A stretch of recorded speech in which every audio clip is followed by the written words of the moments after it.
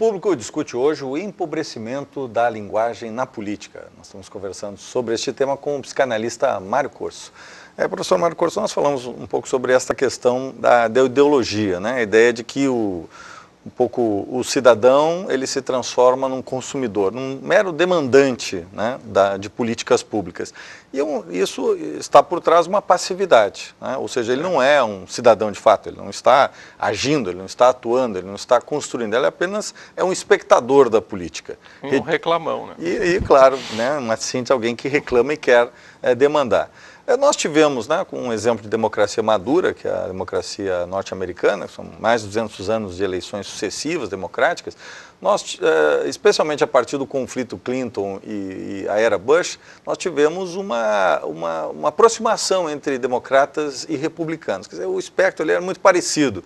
O Barack Obama vem na contramão disso, né, com uma sinceridade radical, com uma nova visão, ele mobiliza as pessoas e retira, né, a sociedade americana uma certa letargia. Quer dizer, para mudar isso, para enfrentar essa questão da passividade, um dos elementos é a sinceridade radical?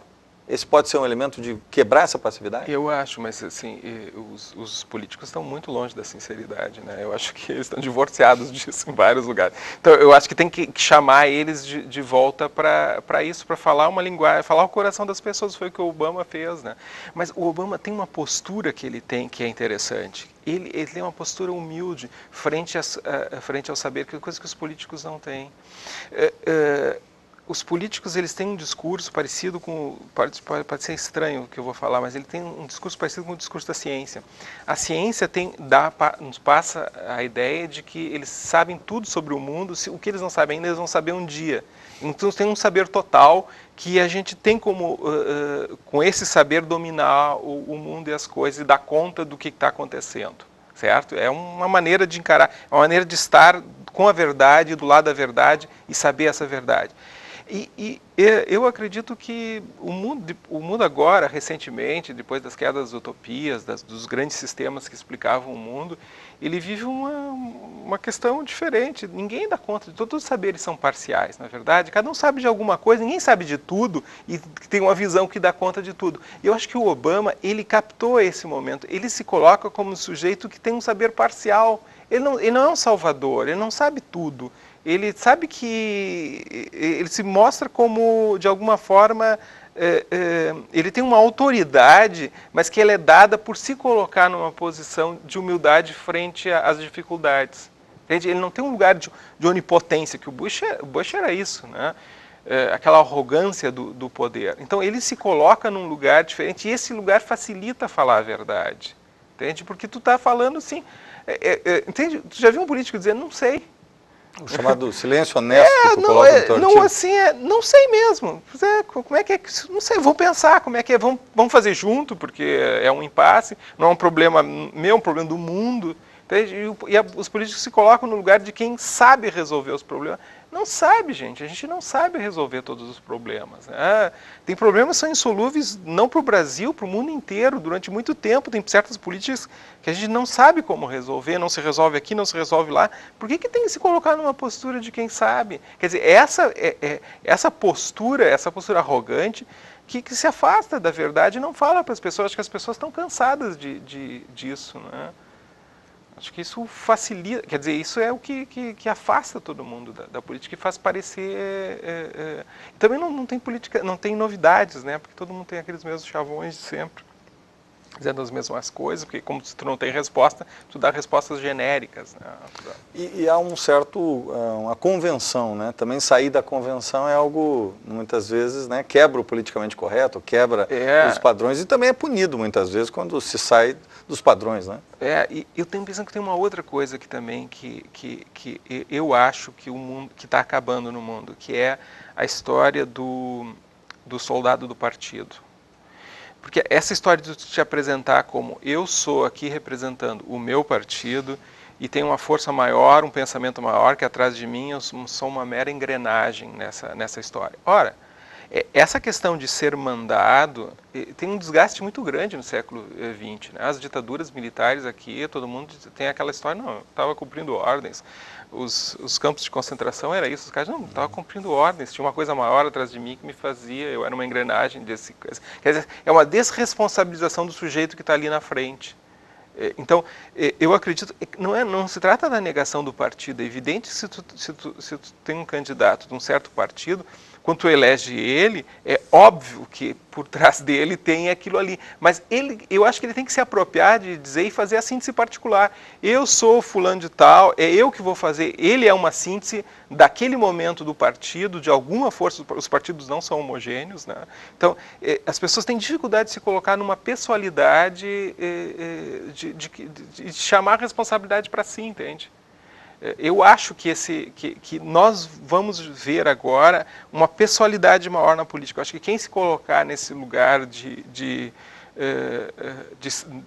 ou seja, de eu não sou um soldado do partido, eu sou eu mesmo e eu acredito nas coisas que esse partido acredita, então eu estou levando do meu jeito, com as minhas possibilidades, com as minhas resistências, enfim.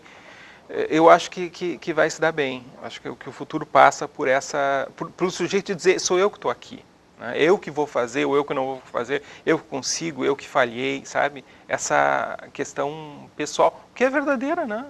É isso, se alguém assume, por mais que ele tenha um partido que oriente, balize certas coisas, o partido não está ali o tempo inteiro para tomar uma série de decisões que são tomadas imediatas e que a responsabilização é desse sujeito. Então por que ele se apresenta como de fora, né, de longe? Então, eu acho que a gente está vendo as pessoas também votam nessa singularidade, sabe? Votam na política, mas votam também na personalidade da pessoa, em como que ele encara o momento político, em como que ele se vende como sujeito também. Não sei se isso eu gostaria de saber de ti, se tu acha isso um problema ou não, se isso avança a política ou se isso atrapalha. Eu vejo como uma tendência, eu não sei dizer. Professor, o Rio Grande do Sul também se coloca muito como um estado altamente politizado. É claro que nós temos a política, ela aflora a pele, né, no Rio Grande do Sul. A nossa experiência, nossa vivência também com argentinos, uruguaios, né? A política está muito presente. Se nós pegar outros estados, esse sangue espanhol, eu tive a oportunidade de morar em outros estados, São Paulo, Brasília, outras regiões, a questão do público é mais presente aqui. Mas há um certo culto da politização, né? Sim, o gaúcho... E essa polarização que o gaúcho tem, como é que tu vê esse culto da politização? Essa é uma questão que o gaúcho adora se fazer mitos que o engrandecem, né? A gente a gente não perde para ninguém nessa coisa de se autoelogiar. Essa é uma certa relação com os argentinos que tem. Exatamente, né? Positiva. E na questão política é igual também. Você pode ver, a gente é muito parecido com os argentinos. Eles têm opiniões sobre tudo, eles discutem sobre tudo, eles têm uma radicalidade sobre tudo e não conseguem fazer nada. A Argentina tem problemas graves há muitos anos, eles não conseguem sair disso, apesar de ter um povo culto e politizado.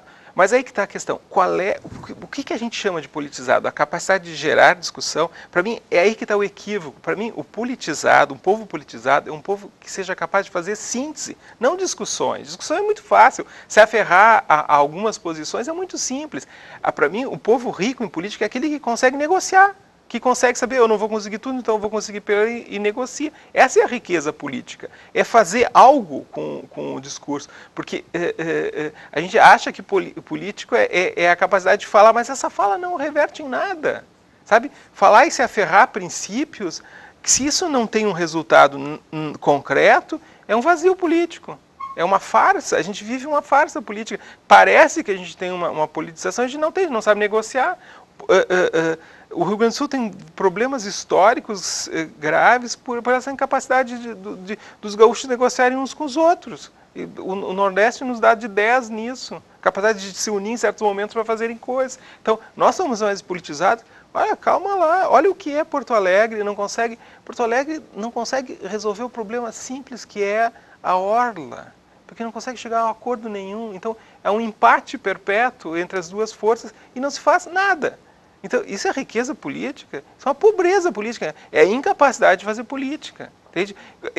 A gente mede a política por coisas diferentes, eu meço pelos resultados, não pelo lero-lero. Que esse é o discurso vazio. Tu fala e aquela fala não resulta em ação. Queremos então agradecer a presença do psicanalista Mário Corso, que avaliou aqui a questão do empobrecimento da linguagem na política. Muito obrigado, professor Mário Corso. Eu que agradeço. Nosso programa retorna na próxima sexta-feira, sempre às 10 para meia-noite, logo após Bibo Nunes Show. Uma boa noite, um bom final de semana a todos e até lá.